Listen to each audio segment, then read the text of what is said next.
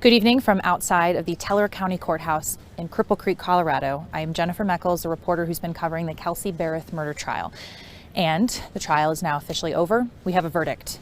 The jury, after deliberating for less than 4 hours, came back with guilty on all 6 charges, all 6 counts.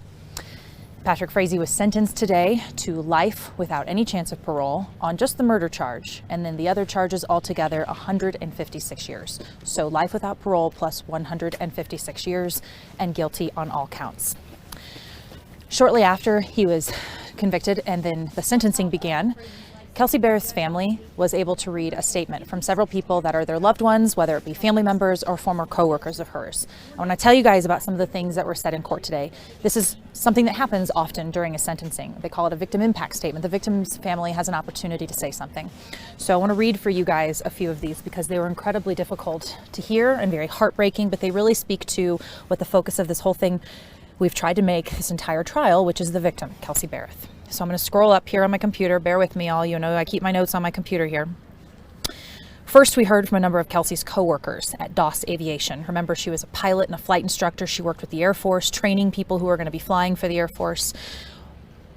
One of her co-workers said she was a proud mom. She always had a smile on her face. She was a great pilot, and you could tell she really enjoyed flying and teaching.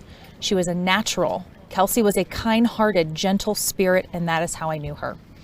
Another coworker wrote a letter to Kelsey's little girl, Kaylee, who is just over a year old whenever this murder happened. And in that letter to Kaylee, this coworker said to her, "Your mom," meaning Kelsey, "she made a direct impact and a difference in the lives of so many. She was gentle and kind and very thoughtful. Bottom line, she was an extraordinary person, and I count myself blessed to have known her." The person reading these statements in court was Kelsey Berreth's uncle. He was speaking on behalf of family and friends.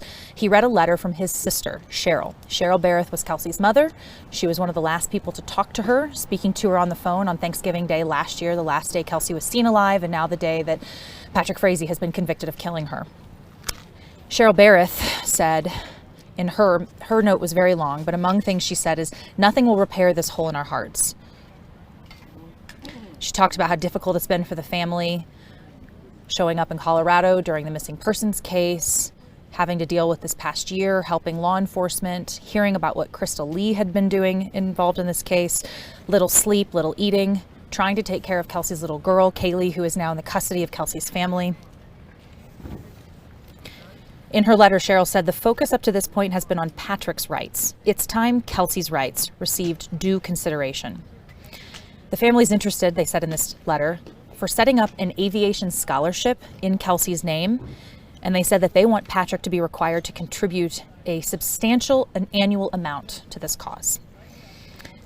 They also talked about how, "Patrick, how would you like to find out your daughter's life ended the way you ended Kelsey's? Kaylee, his daughter, deserves a sincere apology." The family also mentioned in Cheryl's letter that they were opposed to the death penalty. We know the prosecution was not going to seek the death penalty in this case. That decision was made before trial even began. And I talked to Prosecutor Dan May about that a little bit this evening. So we learned today that the family was opposed to this. Cheryl Berreth said in her letter, "We respect life and leave Patrick's in God's hands. It's not ours to take." And I talked to the prosecutor afterward, and he said that, of course, they considered the family's request. There was a number of other things they considered as well, and that wasn't a decision made by just one person, but collectively. And then finally, we heard after this was all said and done from the prosecution team. Remember, during trial, they've been under a gag order, so they've not been able to talk to the media since this trial has started. But at the very end of this, the district attorney, Dan May, he's the boss, he came out, spoke to the media. Jennifer Veman, the lead prosecutor on this case, she came out and spoke to the media, and Beth Reed, the other prosecutor. The 3 of them were the team that prosecuted this case, and all of them took an opportunity to go up to the stand and basically say it was their honor to fight for justice for Kelsey.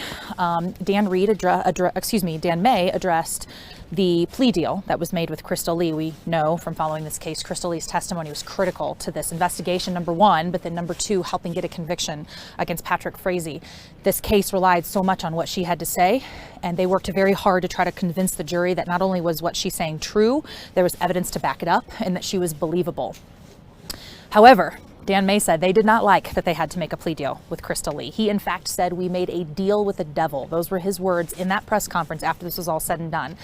And Crystal Lee, now that Patrick Frazee's trial has ended, now she will be sentenced. Because remember, she pleaded guilty to tampering with evidence in this case. She could serve up to a few years in prison. She could serve no time at all. Her sentencing will come up later. I don't have an exact date on that. It sounds like it might be a few weeks away still, but we'll keep you guys posted on that. What else?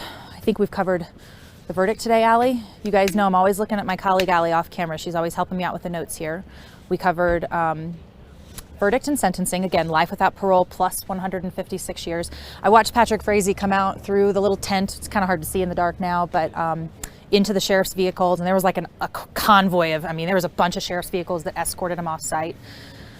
What else? What am I missing, Allie? Do you have any questions that people have been asking? Okay. If any of you guys have questions, I'd be happy to field them. Now the trial is over. And so maybe perhaps many of you don't have any more questions. You're just kind of processing what we heard. It was a lot. Remember, we had 10 days of testimony, more than 60 witnesses, incredibly difficult testimony to listen to. We heard from Crystal Lee. We heard from blood spatter experts. We heard from canine officers who have bloodhounds who detect blood. We heard from a DNA expert. We heard from somebody who specializes in investigating fire scenes because Patrick burned Kelsey's remains. Oh, this actually reminds me. I asked one of the investigators after the press conference was over, if they're still following up on anything, if they're still looking for Kelsey's body, because Kelsey's remains still have not been found. And CBI investigator, Agent Greg Slater, one of the chief investigators on this case, went up to the stand and said, yes, they are absolutely still looking for her body. They're still following up and getting tips, and they will not stop looking for her body. And the prosecutor, Dan May, said even just recently they were looking at another site where she maybe had been buried, or her remains had been disposed of. So I think with that, it's been a pretty crazy and busy, almost month now of trial. Remember at the very beginning, trying to find a jury, they had 1,750 people who got a summons, and they had to whittle that down to 16 people. Well, those 16, of that 16, 12 were the actual ones who decided, and 4 were the alternates. And the people who were the alternates don't get to find out they were alternates until today. It wasn't until everything was finished and it was time for the jury to deliberate that the 4 people who didn't get to vote learned that they wouldn't get to be part of this. Of the 12 people who were tasked with that job, we had, Allie, I'm just checking here, 6 men and 6 women, correct? And again, they only took 3.5, less than 4 hours. They got handed off for deliberation at about 11:15, and 2:45-ish, I want to say, we were ready to go with a verdict. So if you guys don't have any other questions, I'll just make sure. Allie, no other questions that I can answer right now? We'll do one quick question. Okay, we have one question. I know what Frazee's demeanor was when he was sentenced. When I could watch, so people are asking what Frazee's demeanor was when he received his conviction and his sentence today. Best I could tell, it was just about the same as the entire trial. Quiet, stoic, watching what's happening in front of him, but not reacting drastically.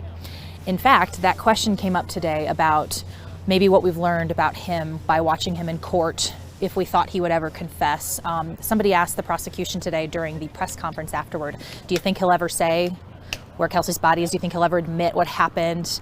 What about these letters from jail that we learned about last week? And one of the prosecutors went so far today to say that we're seeing an example of somebody who is a sociopath. Is that what you heard too? But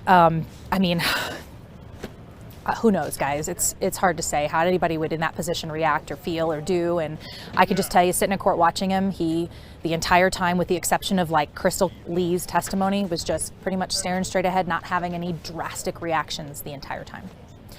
So, any other questions? Okay.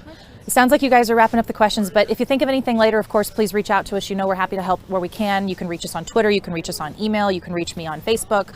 Also, Allie, my colleague Allie, just published a story that hopefully, if it's not up yet on 9news.com, will be soon, that is really going through the things we heard from Kelsey's family today, because we should be remembering them in all of this, right, guys? It's just about been a year since Kelsey was killed. It was November 22nd, 2018. Today is November 18th. We are just a few days shy of that 1-year anniversary. So remember them as you read these stories today, and remember that she is the focus of this final story that was published this afternoon, what her loved ones said about her. And with that, we will go ahead and sign off from Cripple Creek. Thank you, everybody, for following us as we've been covering this case for now almost a year. Have a wonderful evening.